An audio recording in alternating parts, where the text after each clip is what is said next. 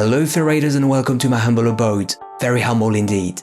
Last time we discussed the unification of the timelines, and that made me wonder, would you guys like to have more content like this? I mean about the Tomb Raider saga as a whole, rather than a specific game. Let me know in the comment section.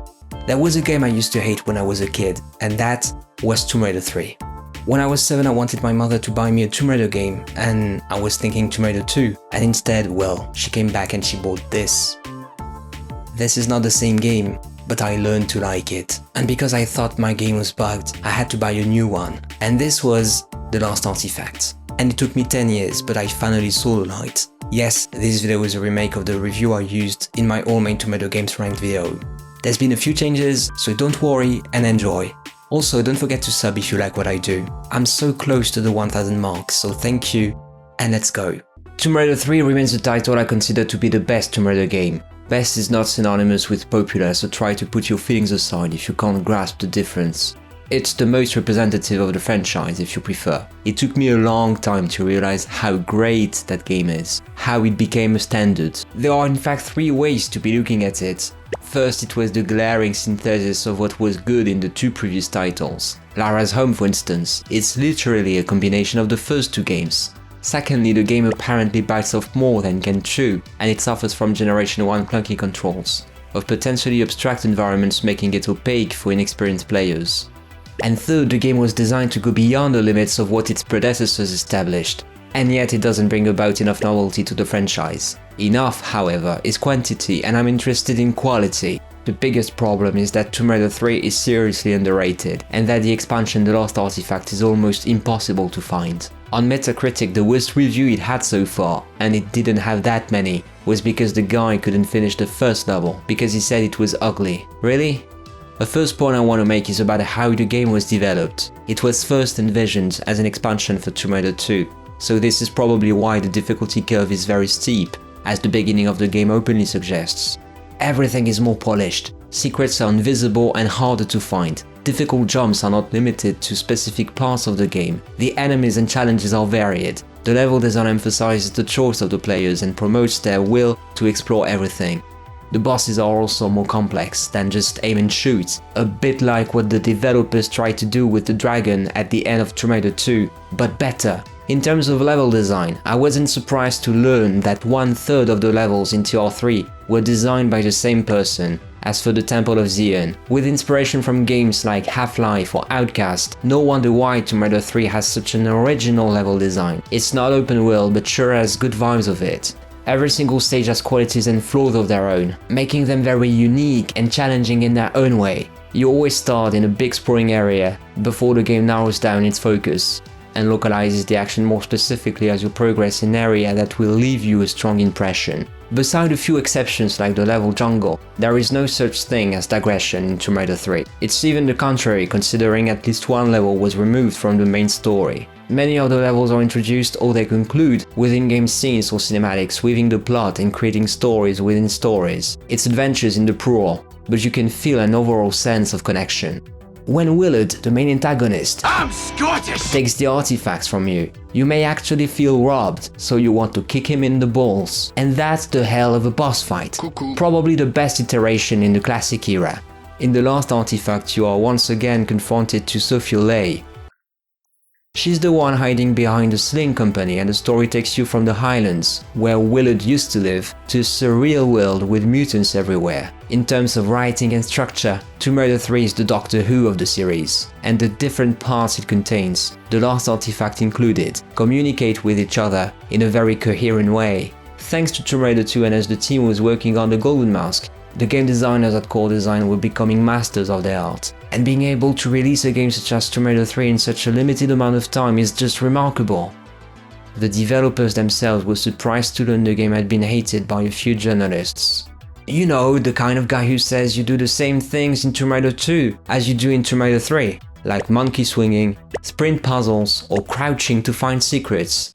Is that iron? Yes it is, because you couldn't do that in all the previous games. What Tomb Raider 2 does, Tomb Raider 3 does better. Just compare when Lara loses her weapons in both games. Yet many at Core Design thought Tomb Raider 2 would be the end, but IDOS decided otherwise. As a result, Tomb Raider 3 became synonymous with pushing the boundaries. Just have a look at the last secret in Shakespeare Cliff. It's a lost world, small worlds embedded in bigger worlds. Remember, pushing the boundaries. I just love how this game is rooted in the past and the present.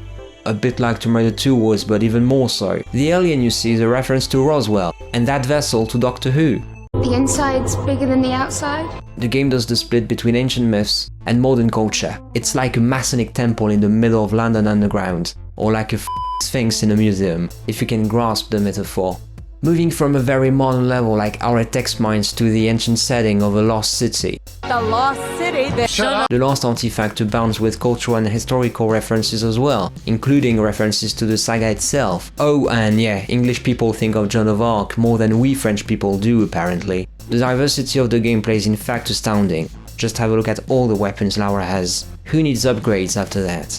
The level design too is more diversified, but the pacing is never imbalanced. Take the caves of Kalia for example. The level is super linear, but because the first part is like a maze, it doesn't really show, especially after levels as open as the other two before it. So in the end there are about 20 levels with very different and dynamic designs, taking you all around the world, and every level has something to show you. It's nothing like the stale and inspired and repetitive corridors of Tomb Raider 2. Level designers really spend time on the details and it works so well. That's an asset few other Tomb Raider games have, even today. Another improvement was the enemies. They are actually smarter than Tomb Raider 2 and have more abilities. Core Design was so proud of the new mechanics that premiered in Tomb Raider 3, like enemies that could poison you or take cover from you. And did you know you could distract the T-Rex with a flare? I tried and... Wow! Now the Lost Artefact. This is an expansion in the proper sense of the term, because it expands on the main story. Unlike the Golden Mask, it's also a bit different from the main game, and closer to what we had in Tomb Raider 2 in terms of pacing. In terms of difficulty nonetheless, the Lost Artefact is just as tedious as the OG.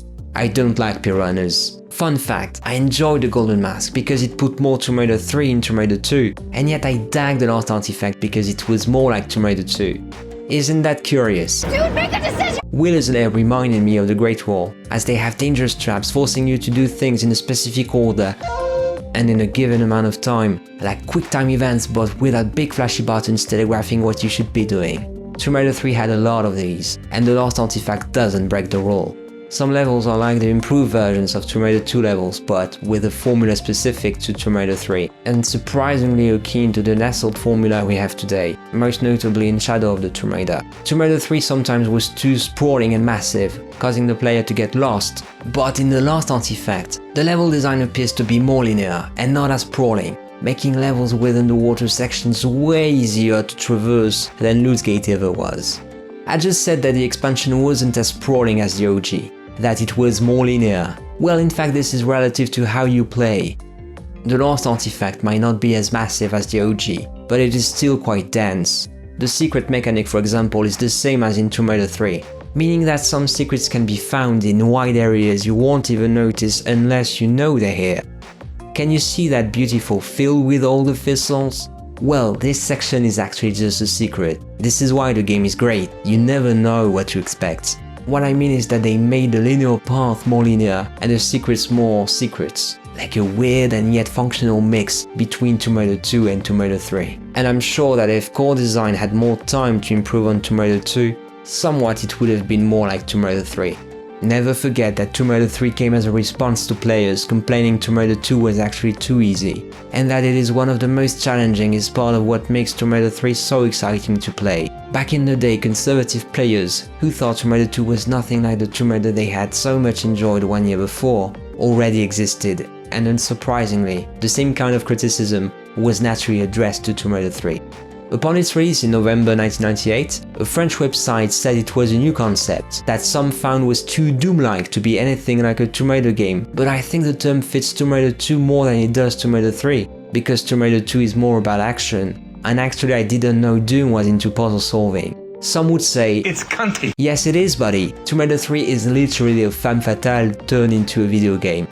Tomb Raider 3 was arguably not as refreshing as its other two predecessors, but it crystallized the formula Core Design had been struggling with since Tomb Raider 2. It pushed the boundaries and went way beyond everyone's expectations, to deliver a video game experience you won't get anywhere else. Thank you for watching this video, don't forget to leave an impression, a good one if you can, and see you next time for more Tomb Raider related content.